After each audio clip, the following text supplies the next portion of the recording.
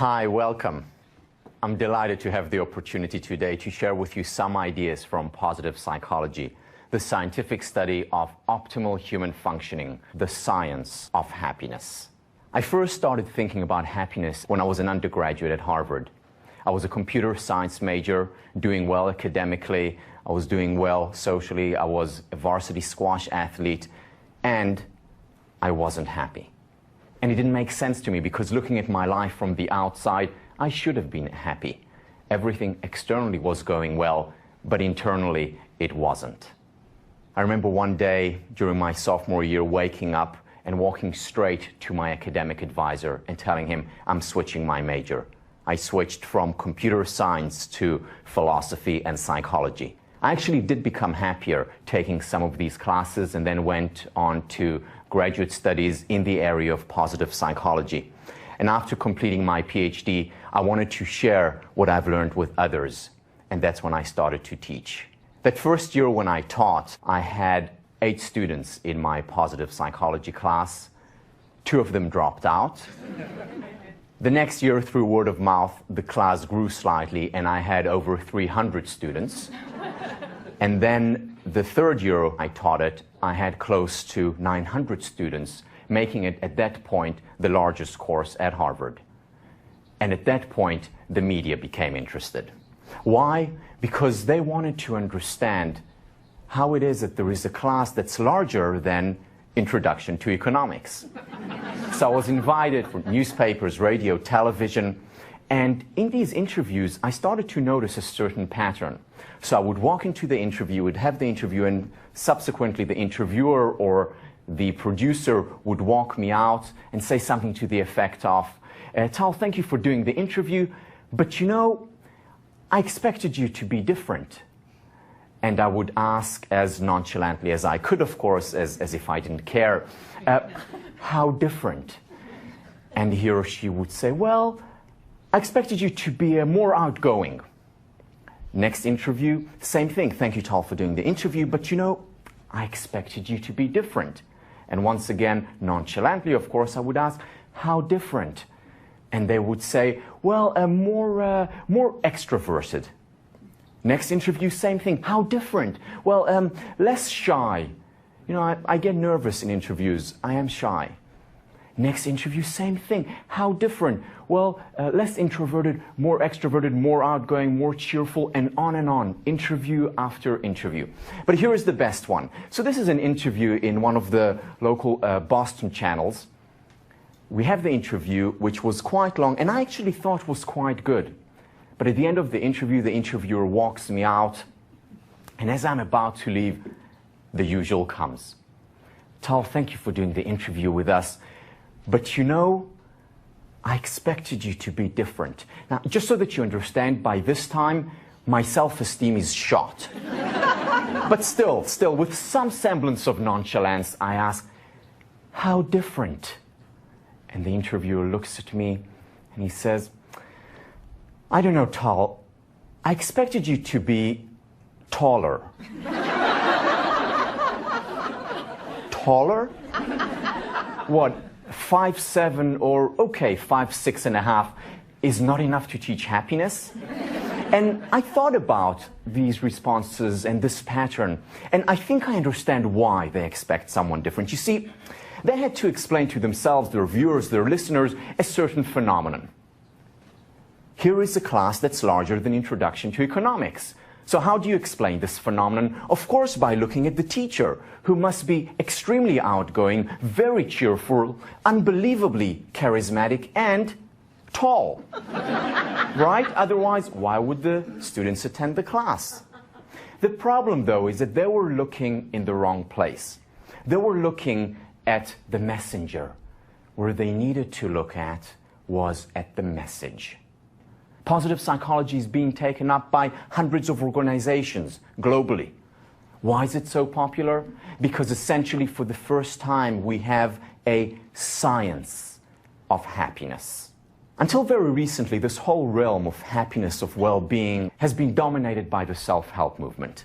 What do we have in the self-help movement?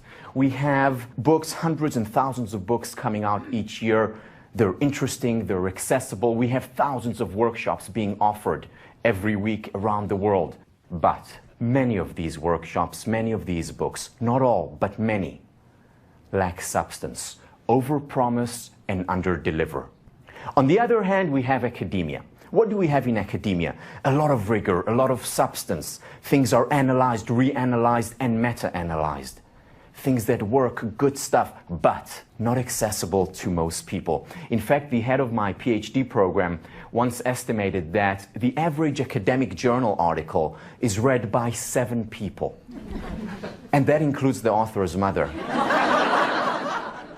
I say it in jest, but I'm an academic. I want that stuff to be read. Good stuff, important stuff. Not accessible. And this is where positive psychology comes in. Positive psychology explicitly tries to bring the rigor from academia and merge it with the accessibility of the self-help movement. And this explains its popularity. So what I want to do today is introduce you to the greatest hits of positive psychology. The first topic is what I've come to call the permission to be human. I was having lunch one day in Leverett House, one of the undergraduate dorms, when a student came over and asked, "Tal, may I join you?" And I said, "Sure, please sit down." Matt brought over his tray and said to me, "Tal, I hear you're teaching a class on happiness." I said, "Yes, I'm teaching a class on positive psychology." He said, "You know, my roommates are taking your class." There were 2 of the 6 students, so I had to be nice to him. So I said to him, "That's wonderful." And he said, "But you know, Tal, you've got to watch out now." And I said, "Why, Matt?" And he said, "Tal, you've got to be careful now." And I said, "Why?" And he said, "Because if I see you unhappy, I'll tell them." And I actually used that as a teaching opportunity the next day in class. And I told my students, the last thing in the world that I want you to think is that I experience this constant high, or that you, by the end of the semester or year, will experience this constant high.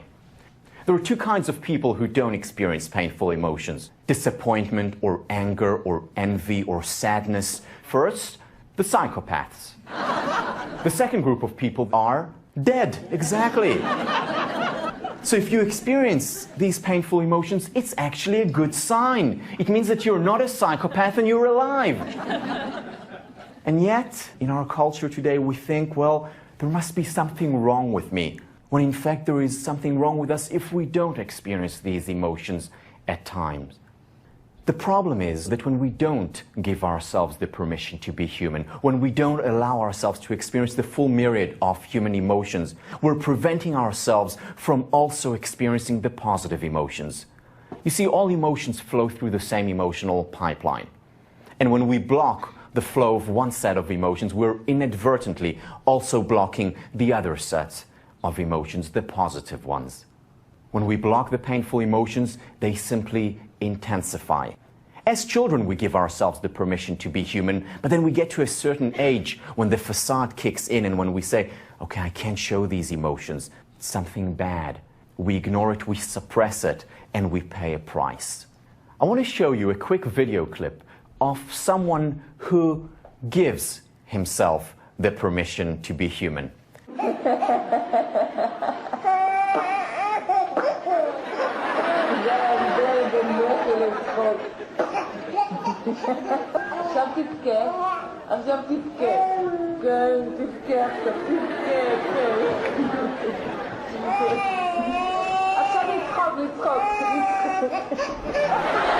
Okay, so I'm not saying we need to look like this, but what I am saying is that we need a space, a place in our lives for unconditional acceptance, a place where we give ourselves the permission to be human.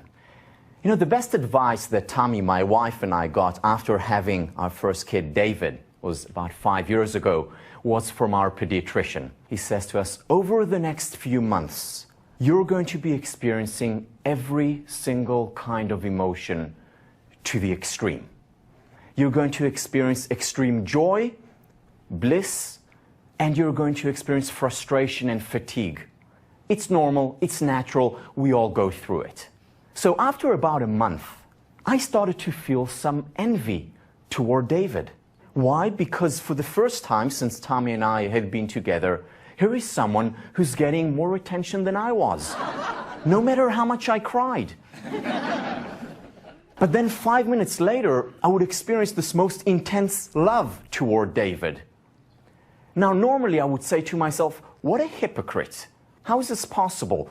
But because I had our pediatrician's voice in the back of my mind, giving me the permission to be human, I said to myself, oh, it's natural, it's normal. I experienced the emotion that I didn't like, and then was able to fully experience the wonderful emotion of intense love. You see, there is a paradox at play here. The paradox is that when we suppress these painful emotions, they intensify, they become stronger, they prevent us often from experiencing positive emotions. When we give ourselves the freedom to experience the full range of human emotions, we're being fully human. Let's do a quick experiment. So I'm a psychologist, I like doing experiments. This is an easy one, don't worry. For the next 10 seconds, do not think of a pink elephant. You know the one I'm talking about? You know, from Dumbo with the big ears? Do not think of a pink elephant. For the next 2 seconds, and I'm sure nobody thought of a pink elephant, right? Easy. Well, not really. Why? Because when we try to suppress a natural phenomenon, such as thinking about the word that we utter, the phenomenon intensifies. Same with painful emotions that are a natural phenomenon. When we try to suppress them, they just intensify. The paradox is, when we accept them, that's when they weaken. When I started to teach, the biggest challenge that I had to face was my introversion, the fact that I am shy, that I get very nervous standing in front of a large audience. And for me, a large audience is anything above 5. That first year when I taught the class, it was a real stretch for me, but I managed. And at the beginning when I started to teach, I would give myself, positive mental attitude talk. Okay, Tal, you can do it. No anxiety today, no nervousness today. Come on, Tal. And what happened? Pink elephants all around. The anxiety, the nervousness just intensified. But after reading research by Harvard professor Daniel Wagner on ironic processing, or reading Viktor Frankl, the author of Man's Search for Meaning, on paradoxical intentions, and now, because I give myself the permission to be human, allow the anxiety and the nervousness to flow through me, it goes away after as little as 3 hours, which is why we're staying here till midnight. But no, it doesn't go away, but it's manageable. It's excitement now, as opposed to a debilitating form of anxiety. Imagine this. Imagine waking up every morning and saying to yourself, I refuse to accept the law of gravity. You know this law of gravity? I've had enough of it. It would be so much nicer, so much more graceful to get up in the morning and just float to work, instead of walking down the stairs and then walking up the stairs, so clumsy.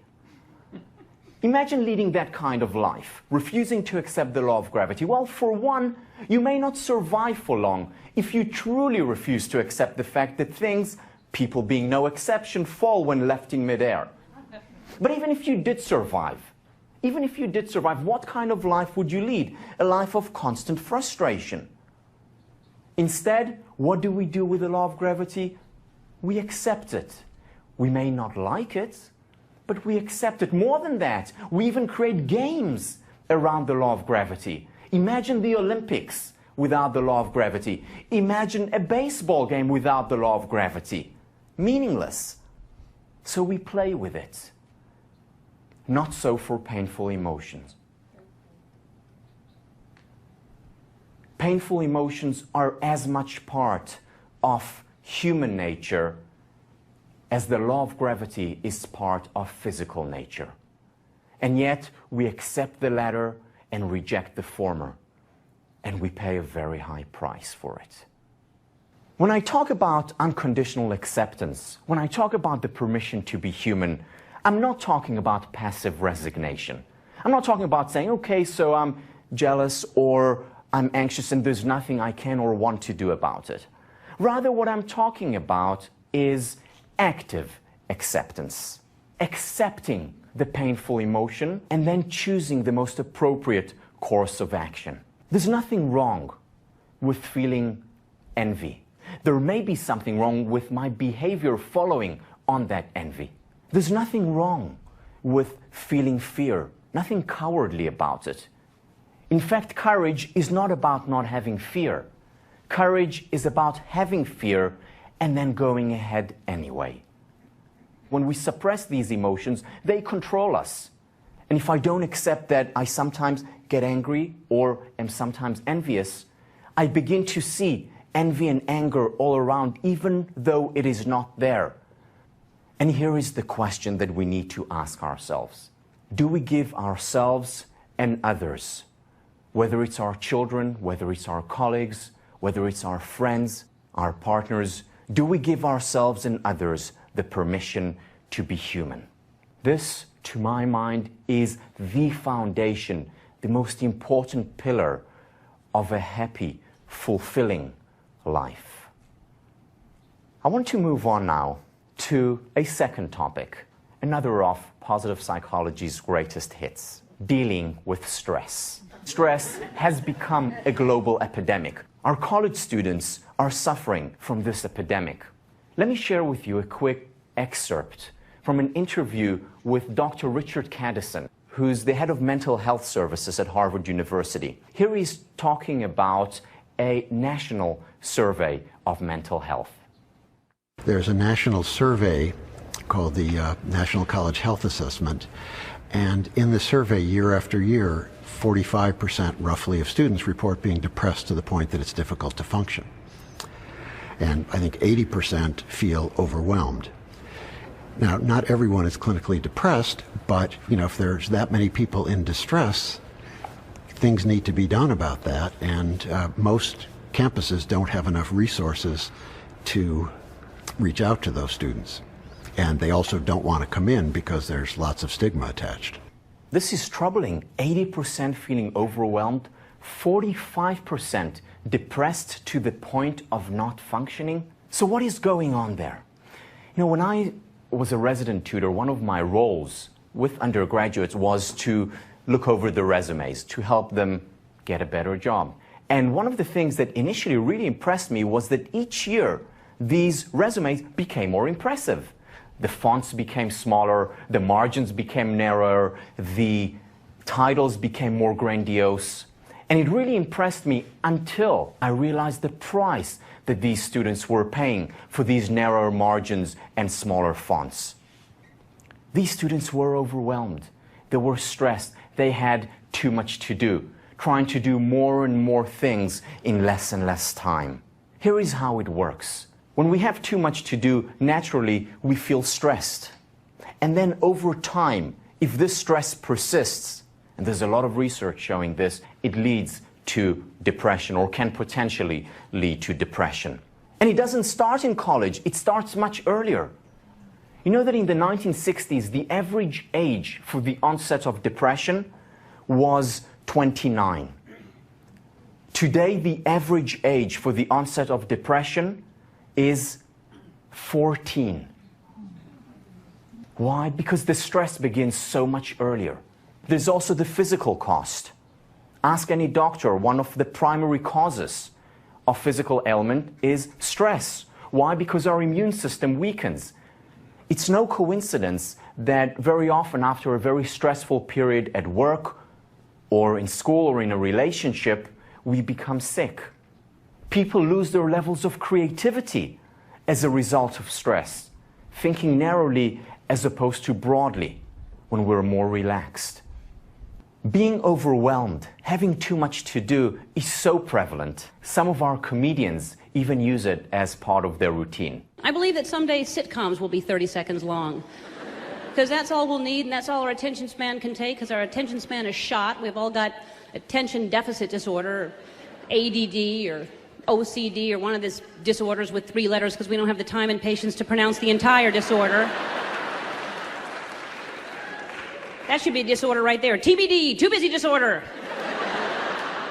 I'm looking at the Pop-Tarts box, and I noticed they have directions on there. Microwave directions. Listen, if you need to zap fry your Pop-Tarts before you head out the door, you might want to loosen up your schedule. So what do we do about this stress thing? What do we do about it on the personal level? What do we do about it as a culture, as a community? The first thing we need to do is simplify. We need to do less rather than more. Let me share with you some research done in this area. So this is a study done by Professor Daniel Kahneman from Princeton. He's also a Nobel Prize winner in economics. What Kahneman did was wanting to understand the emotional experiences of women. The study, the results apply as much to men. So he evaluated women's emotional experiences when they were at work, when they were having lunch, when they were with their romantic partners, when they were with their children, when they were shopping, working, leisure. The most surprising result of that study was that these women did not particularly enjoy spending time with their children. This was very surprising, so they probed further. And what they found was that it wasn't the fact that these women did not love their kids. For most of these women, their children were the most important, most meaningful part of their lives. It was that these women were not really with their kids. They were physically there, they were physically present, but at the same time, they were on the phone or doing email or thinking about what they did earlier or what they have to do later. So while they were physically present, they were not really there. Now, individually, discreetly, they may have really enjoyed being on the phone with a friend or doing work or thinking about work or thinking about home. May have really enjoyed all these things separately. But when all these things came together, it was too much of a good thing. Quantity affected quality. Think about the following analogy. Think about your favorite piece of music. You're listening to Whitney Houston's "And I Will Always Love You." It really is my favorite piece of music.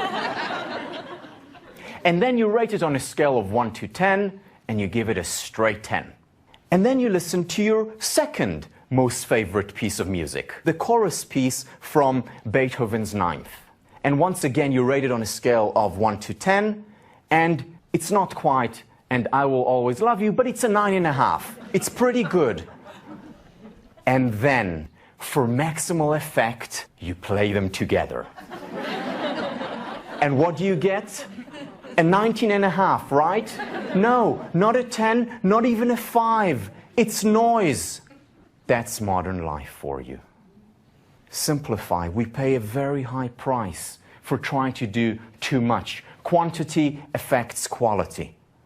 Nothing will happen if, when we come home in the evening, we switch off our cell phone for a few hours when we spend time with our family and friends. This also applies in the workplace. Now, in the workplace today, it's impossible, unrealistic to eliminate multitasking, but it's certainly at times possible to reduce it.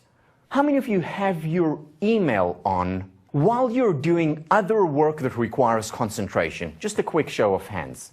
It's most people in our culture. I used to do that too, until I heard about this study. This study was run at the University of London. And what they found was that people who had their email on while doing work that requires concentration, it is the equivalent of losing 10 IQ points. Now, I don't know about you, but I can't afford 10 IQ points. It's a lot. Just to give you a sense of how much it is, if you haven't slept for 36 hours, you've been up all night, you lose 10 IQ points. Another point of comparison, if you smoke marijuana, grass, you lose 4 IQ points. But don't inhale. We pay a very high price for it. Leslie Perlow, professor at Harvard Business School, showed that knowledge workers who took as little as an hour and a half a day off focus time, time without distractions, not only were happier at work, they were also more creative and more productive overall. So it's a win-win all around. There's a lot to be gained for the individual as well as for the organization if we introduce that as a ritual. There's a lot of research showing the relationship between money and happiness. And what we know is that money is a very poor predictor of well-being, except for at the extremes. So of course, if you have a person who is homeless, and that person suddenly gets an extra $2,000 a month, of course it will affect their levels of well-being. But once basic needs are met, the need for shelter, for education, for food, additional money makes very little difference to our overall well-being. What does make a difference to our well-being? Time affluence. This is simply the feeling that we're not constantly chasing something, running away from something. It's the feeling, the knowledge that we have time to savor, to enjoy, to appreciate the things in our lives, whether it's work, whether it's our family and friends. Family and friends. The number one predictor of well-being. The number one predictor of what I call the ultimate currency, the currency of happiness. Time we spend with people we care about and who care about us. Do we take that time to savor, to appreciate, to love and to be loved? How basic, how simple, how important, and how missing from our culture today. Growing up in Israel, I remember my parents having their friends over. They would laugh a lot and they would talk a lot.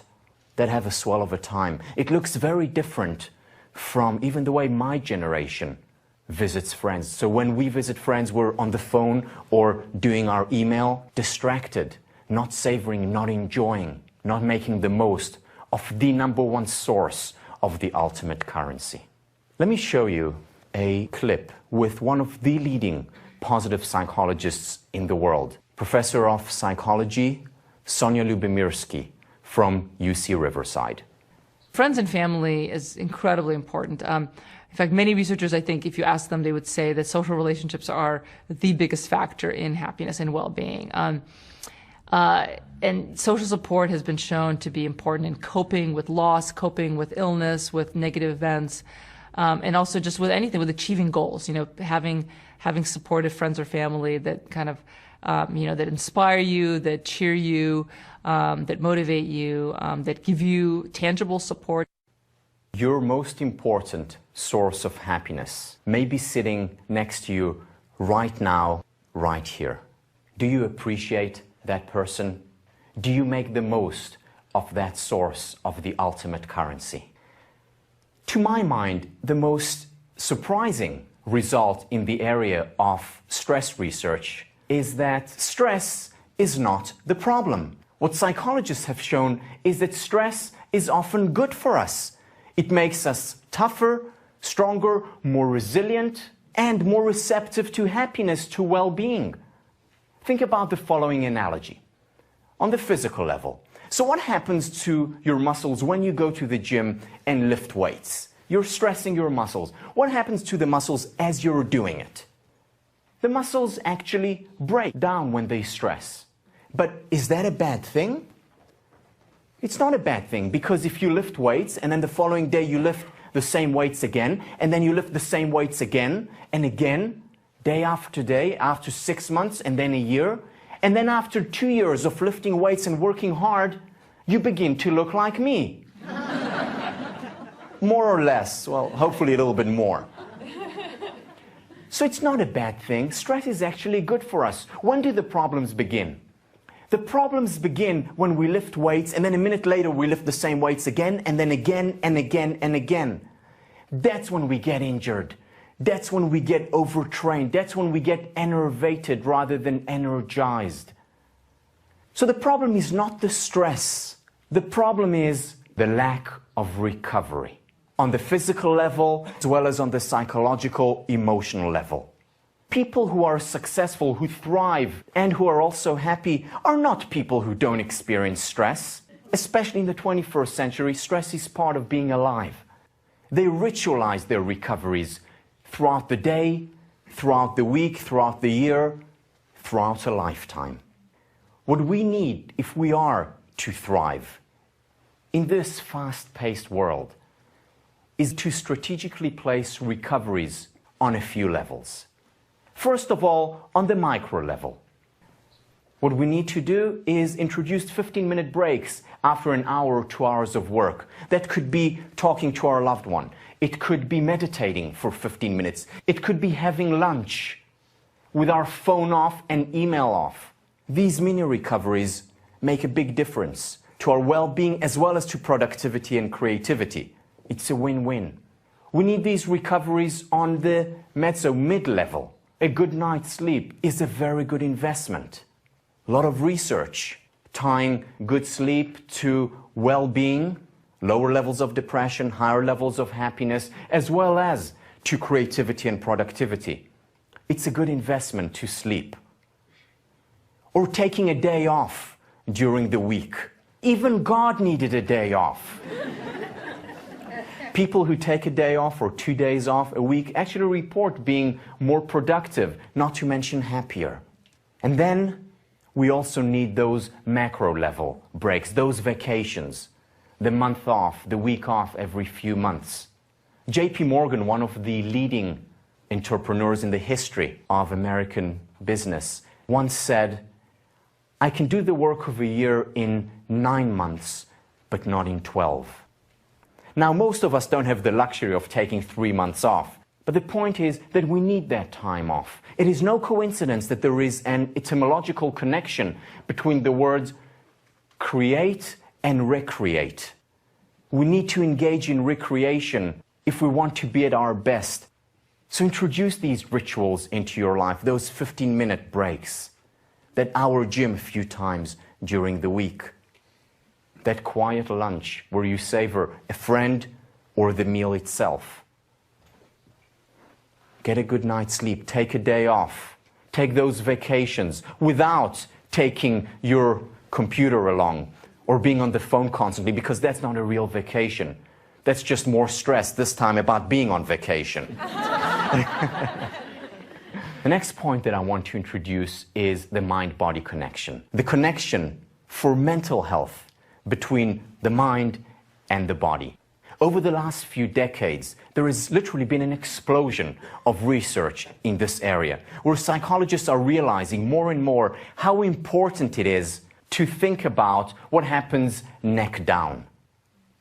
The first topic that I'd like to discuss is the importance of physical exercise. So this is a study done by Michael Babiak and his colleagues out at Duke Medical School. What they did was bring in a group of 156 patients with major depression. I mean, these are people who are really struggling. Many of them have insomnia, eating disorders, many of them suicidal, very difficult challenges that they're facing. So he brings in a group of 156 individuals with major depression and divides them randomly into 3 groups. The first group, the exercise group. 3 times a week, 30 minutes of aerobic exercise. Second group are put on psychiatric medication. Third group gets the exercise and the medication. He looks at these 3 groups over 4 months. And what they find is that all 3 groups improve to the same extent. Over 60% of participants get better. There is no significant difference among the 3 groups. Now, this does not mean that we can or should do away with psychiatric medication. For people who are experiencing major depression, it often takes medication to get them to the point where they can start exercising. What this study and many others show is that we need to start taking exercise seriously as a psychiatric intervention, because it works. There was a follow-up to this study. So after 4 months, they looked for 6 more months. What happens later? What happens after they stop taking the medication? What happens after they stop pushing the participants to exercise this one more time this week? And they were interested in the relapse rates. So how many people went back to being depressed from those who improved? And what they found was that in the medication group, there was a relapse rate of 38%. So 38% of the 60+% who got better went back to being depressed. In the exercise and medication group, relapse rates of 31%. In the exercise-only group, relapse rates were 9%. These are remarkable results. There are hundreds and thousands of studies showing the effects of exercise when dealing with depression, when dealing with anxiety, helping with ADD and ADHD. When I first heard of this study, I thought to myself, wow, this is incredible, this is amazing. So exercising is like taking an antidepressant. But when I thought about it some more, I realized it's not that exercise is like taking an antidepressant. It's rather that not exercising is like taking a depressant. And this is more than just a semantic difference. Because we weren't made to be sedentary. We weren't made to sit in front of the computer all day long or to just engage in discussions all day long in meetings. We were made to run after an antelope for lunch or run away from a lion so that we don't become lunch. And yet today we're mostly sedentary. You know that our foreparents used to walk more than 8 miles a day on average. How many miles a day do we walk today? Well, that depends where we parked our car. It has become a need to exercise. We've all got a God-given or genes-given level of well-being that we can work on and improve, or it can go down. So if my God-given or genes-given level of happiness is here, if I don't exercise, what happens? It goes down. It's like taking a depressant. When I exercise, I simply am raising my level of well-being to where it is supposed to be, to its natural level. Now, I'm not a therapist. I don't work one-on-one with clients. But if I were a therapist, one of the things that I would focus on first would be to get my clients to start exercising. I want to work with nature and build on it. As Francis Bacon, the British philosopher, once said, nature to be commanded must be obeyed. And our nature dictates that we need the movement, we need the exercise. We are so sedentary, we are so lazy. Our comedians make fun of us. There's no physical activity attached to anything anymore. Even the garage door opener. We used to have to get out of the car and open up the garage door. Now there's a button you push, you know? And the car window. This became too much. I don't want to churn butter. I just want fresh air.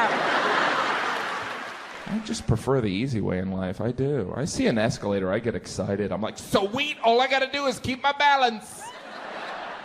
We're lazy, and to combat that, what we need is nothing short of an exercise revolution. In his wonderful new book, Spark, Harvard psychiatrist John Ratey talks about the research that shows the benefits of exercise. So let me give you some examples. This is research done in schools, in school districts. So schools that introduced regular daily exercise, 30 minutes, 45 minutes a day of exercise, showed a marked decrease in obesity. So if levels of obesity are around 30% national average in high school, these schools dropped to 3%. Now imagine the ramifications, the benefits in the long term as well. What they found, surprisingly to some people, their academic performance improved significantly.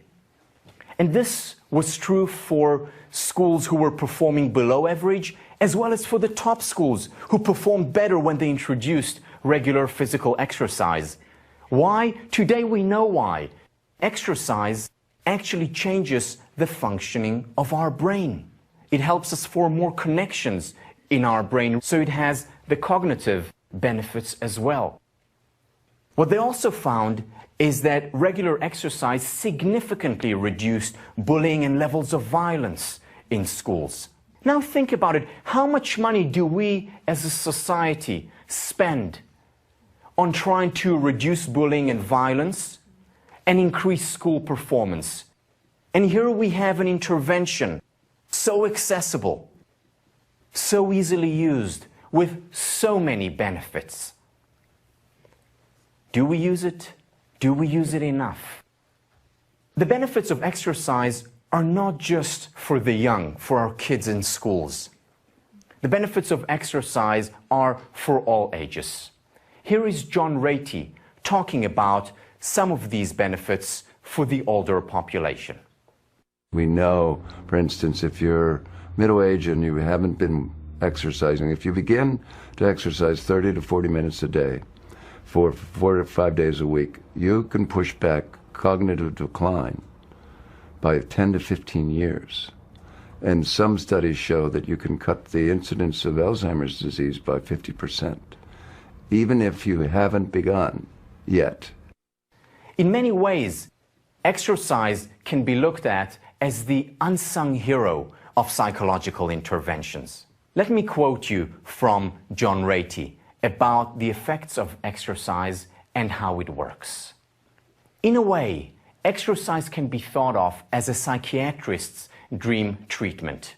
It works on anxiety, on panic disorders, and on stress in general, which has a lot to do with depression. It generates the release of neurotransmitters, norepinephrine, serotonin, and dopamine. These are the brain's feel-good chemicals. Very similar to our most important psychiatric medicine. Having a bout of exercise is like taking a little bit of Prozac and a little bit of Ritalin right where it is supposed to go, without the side effects, or rather with positive side effects.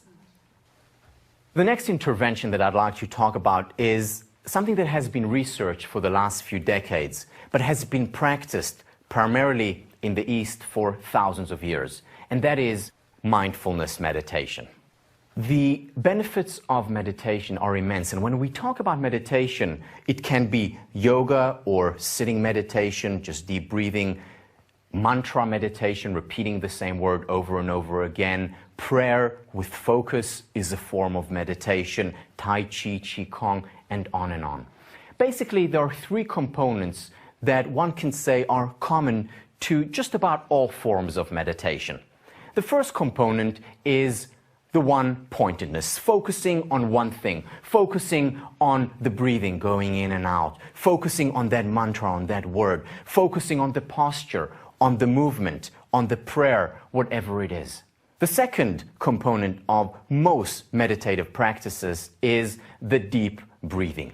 This is the belly breathing, breathing all the way into our stomach and then slowly breathing out and repeating that over and over again, common to most meditative practices. And finally, the third common component of meditation is that there is no good or bad meditation. Meditation is about giving ourselves the permission to be human. So if I'm focusing on a word and lose my concentration, all I do is gently, calmly bring it back to focus. If I lose my concentration again, I bring it back to focus again. There is no good or bad meditation. There simply is meditation. The permission to be human in practice. Let me share with you some of the fascinating studies done on quote-unquote professional meditators. These are people who have been meditating for decades, have been doing it for hours each day. And what psychologists were interested in was using modern technology, whether it's EEG or fMRI, looking at their brains. So they brought in some of the Dalai Lama's right-hand men and scanned their brains. And what they found was remarkable. So one of the things that they looked at was the left to right prefrontal cortex ratio. What that means is that they were looking at the ratio of activation between this side of the brain, the left side, and the right side of the brain, the front part. People who have more activation on the front side of the left brain tend to be happier. In contrast, people who have more activation on the right side prefrontal cortex compared to the left side tend to be more broody, more depressed. We've known this for many years. We've known this long before there were fMRIs or EEGs. How did we know it? Well, doctors noticed that sometimes when people experience brain damage, they got a blow to their brain. When the blow was to the left side, very often with other side effects, they also became more depressed. Whereas where people got a blow to the right side, along with other side effects, they very often became more cheerful, happier. Now, I don't recommend that as an intervention. So don't use it at home without a doctor. However, if you happen to walk in the street and fall down, it's always better to fall this way rather than this way. But other than that, don't use it. Now, when we look at the population as a whole, we can create a bell curve. Most people, somewhere in the middle, about equal ratio between left and right prefrontal cortex. The happier people, more activation on the left, less happy people, more activation on the right. When they brought these meditators in and looked at their brain, what they found was that they were quite literally off the chart. Extremely high ratio between left to right prefrontal cortex, suggesting high susceptibility to positive emotion and extreme resilience in the face of painful emotions. They studied some more things. For example, they studied the startle response. The startle response, when there is a loud bang, we flinch. Even marksmen and women in the military who shoot guns every day still flinch slightly, ever so slightly, when the gun goes off. Impossible to suppress it, or so they thought. When they brought in these meditators and they asked them to keep complete calm, complete peace, and then they startled them, it didn't affect them at all. Lama Osser and many other meditators were able to suppress their startle response. First time in recorded history when someone was able to do that. And that says a lot. Here is a quote from Daniel Goleman's wonderful book, Destructive Emotions. Given that the larger someone's startle, the more intensely that person tends to experience upsetting emotions, Osser's performance had tantalizing implications, suggesting a remarkable level of emotional equanimity. Now, some of you may not be sure what the startle response is, so let me demonstrate. Don't worry, I'm not going to startle you, but here are a few clips of the startle response in action.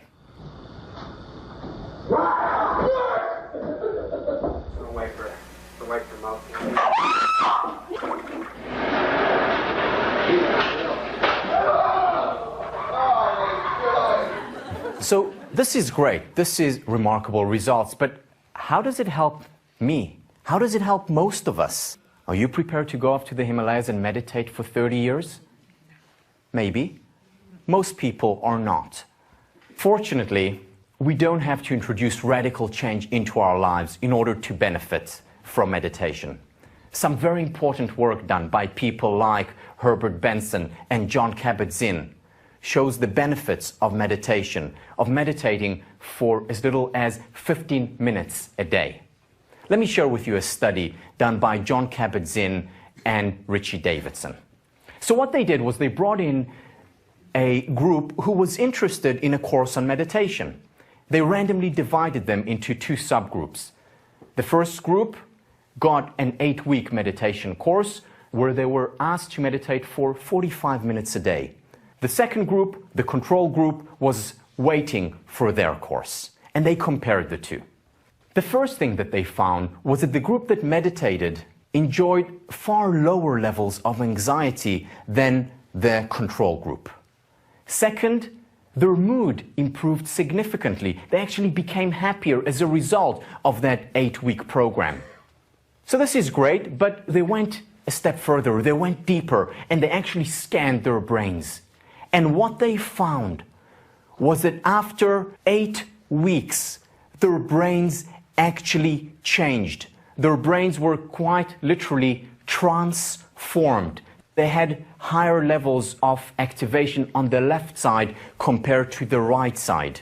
This is amazing, especially given the fact that until about 10 years ago, we thought that the brain doesn't change after the age of 3 or so.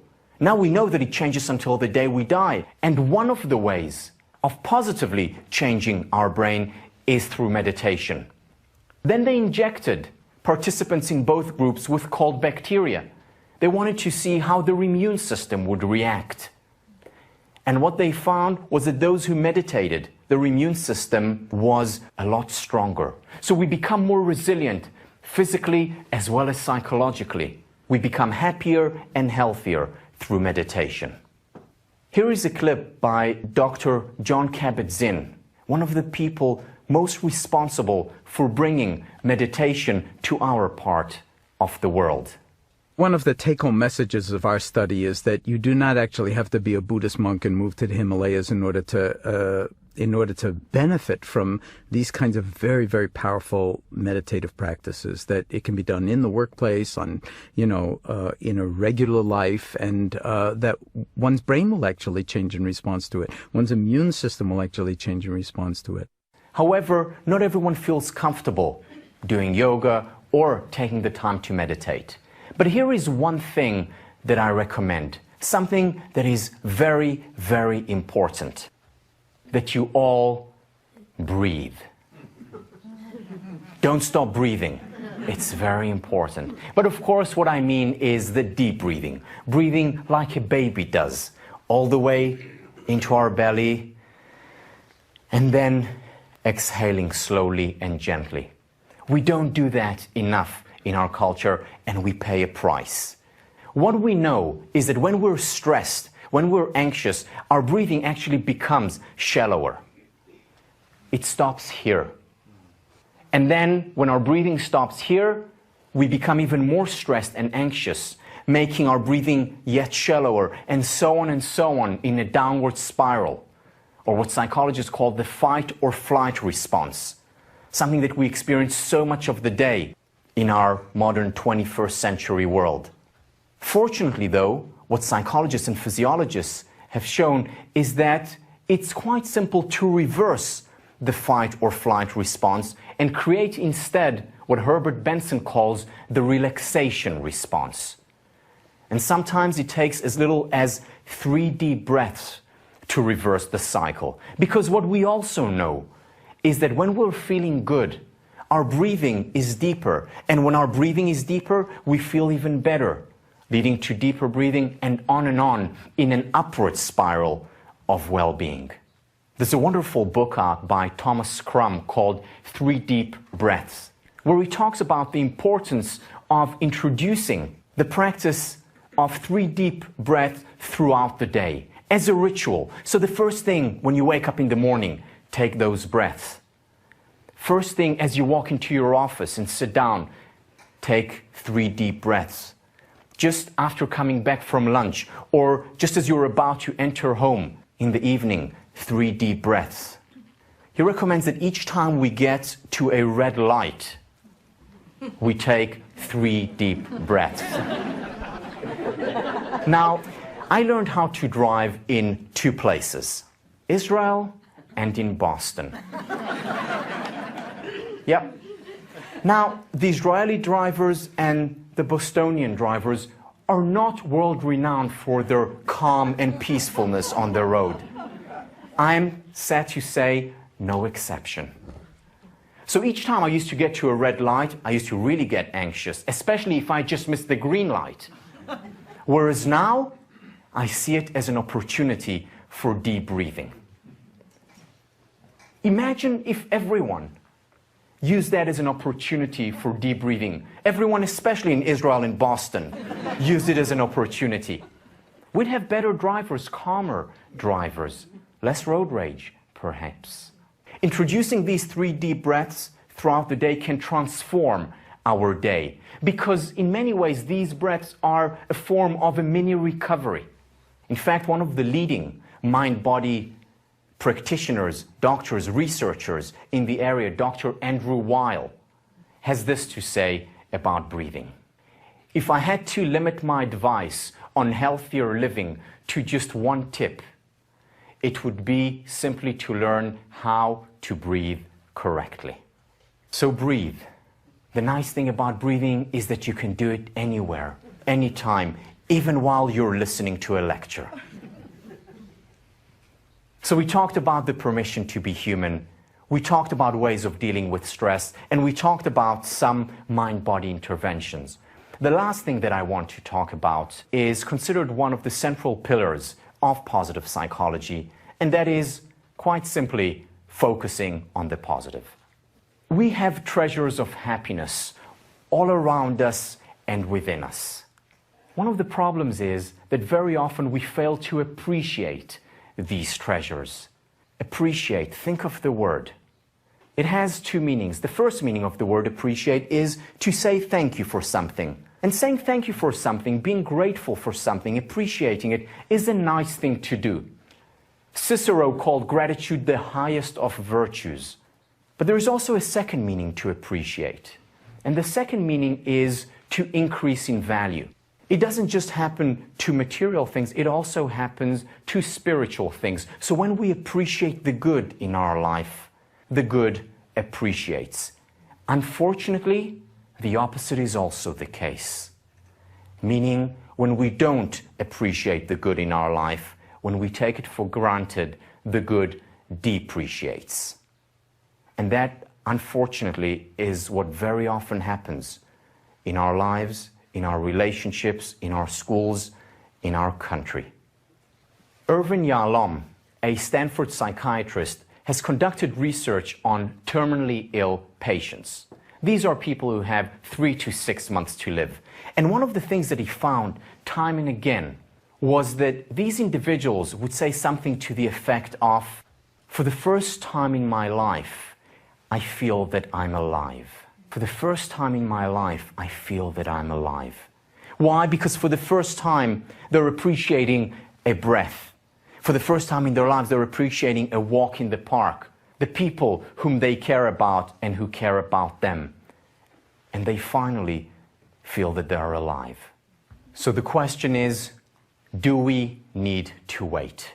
Do we need to wait for something extraordinary, external, usually tragic to happen for us to appreciate the ordinary, for us to appreciate the treasures of happiness that are all around us and within us? And the answer is no. We don't need to wait if we cultivate the habit of gratitude. There's a lot of wonderful research done in this area of gratitude, a lot of it by Robert Emmons and Mike McCullough.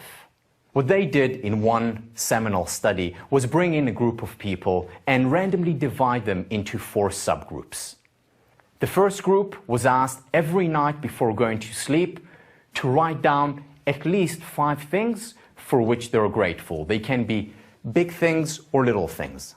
Second group, every night before going to sleep, was asked to write about at least 5 hassles in their lives, 5 bad things that happened to them.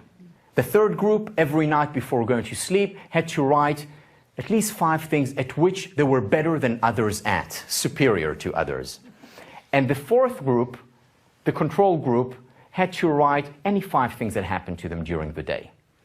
They looked at the following measures, the following variables. They looked at how happy they were over the period of the study. They looked at how optimistic they were. They looked at how likely they were to achieve their goals, how successful they were during that period. They looked at how physically healthy they were during that time. And finally, they looked at how generous and benevolent these people were. What they found was that the group that performed the worst was the group that every night wrote 5 hassles in their lives. The group that performed the best, the group that was happiest, most optimistic, most likely to achieve their goals, most generous and benevolent toward others, and healthiest, was the group that every night before going to bed wrote at least 5 things for which they're grateful. What effects? And how simple, I mean, how long does it take? 2 minutes, 3 minutes? With such remarkable results. I've been doing this exercise regularly, religiously, every night since the 19th of September, 1999.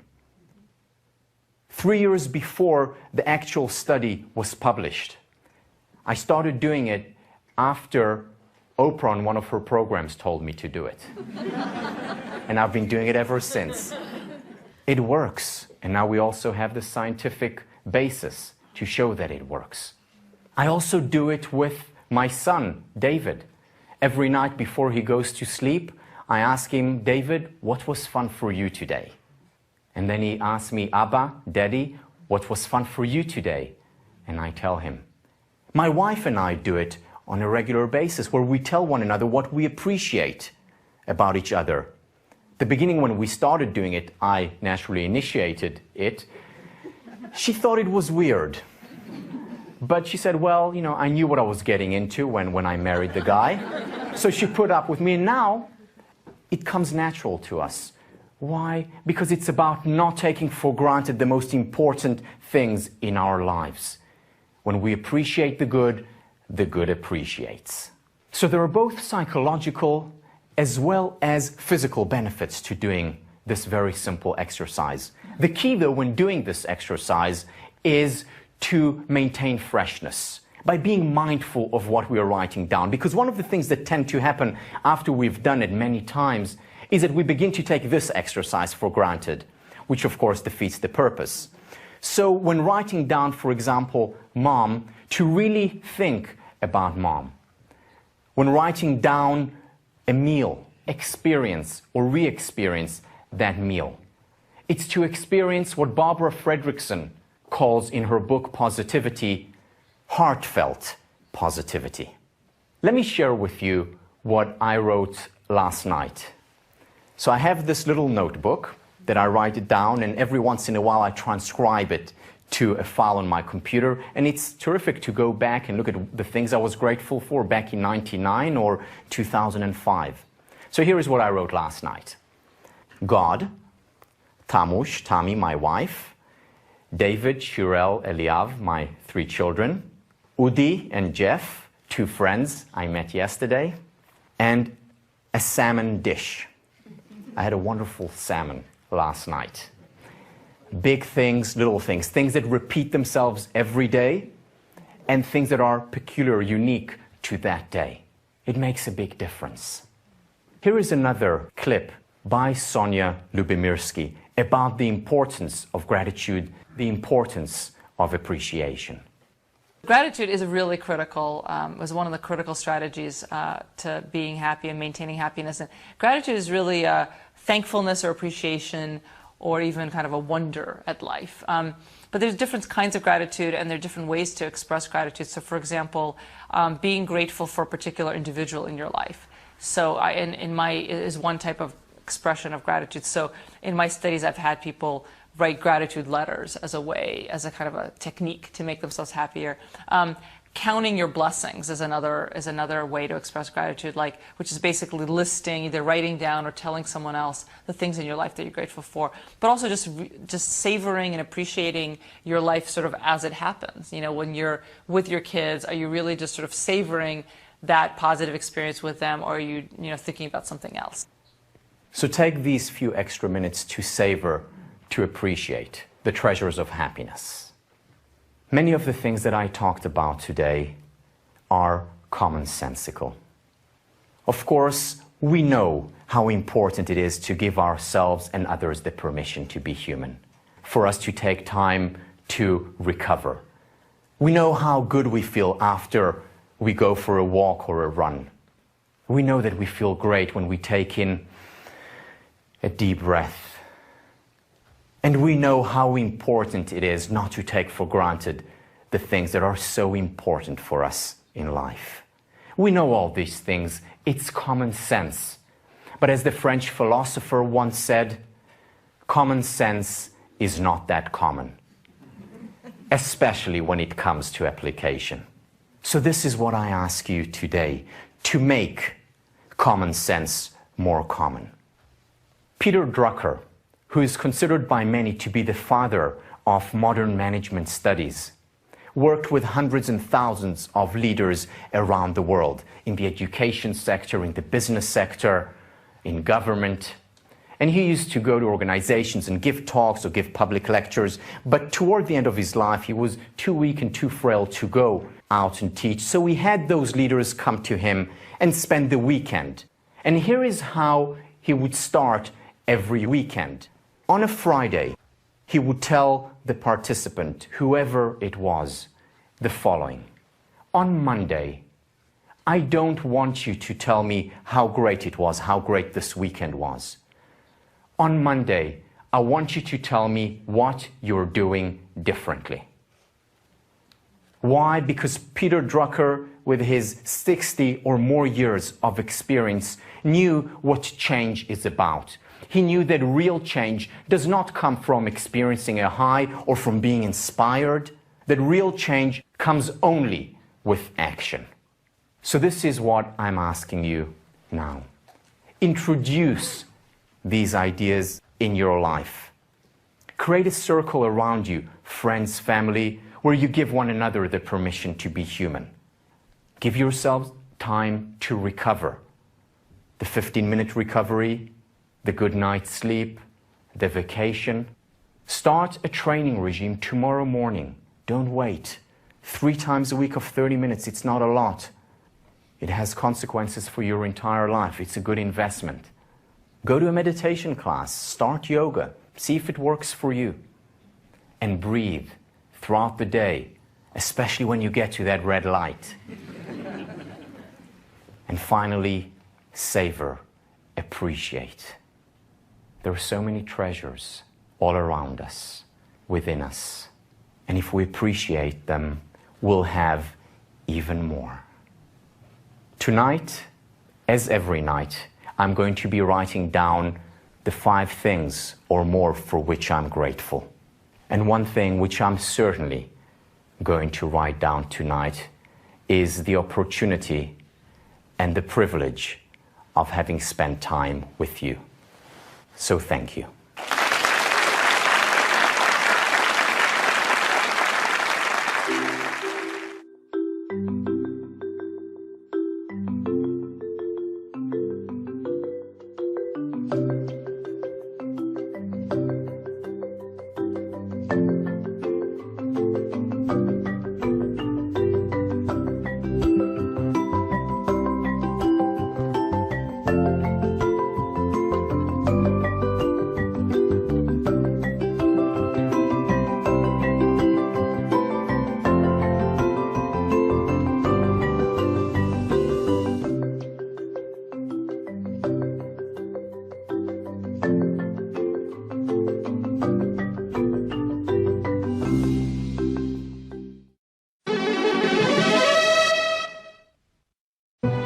This program was made possible by contributions to your PBS station from viewers like you. Thank you.